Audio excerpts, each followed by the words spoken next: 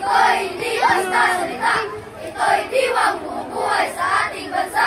Sa bawat kiting aming likas, may tatak, may puso, may lakas. Ito'y aming ating pagkakatiwanan.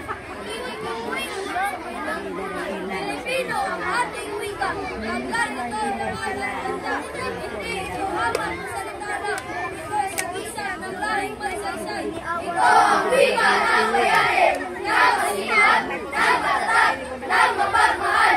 Ito ang wika ng magsasaka, ng guro, ng bata, ng inang may alaala.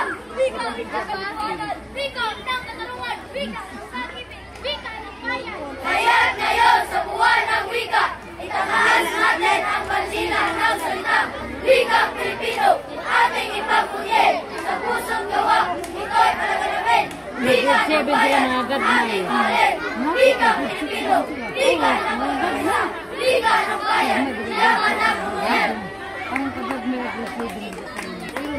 Napakagaling! Tunay nga ang kahanga-hanga ang ipinamalas ng ating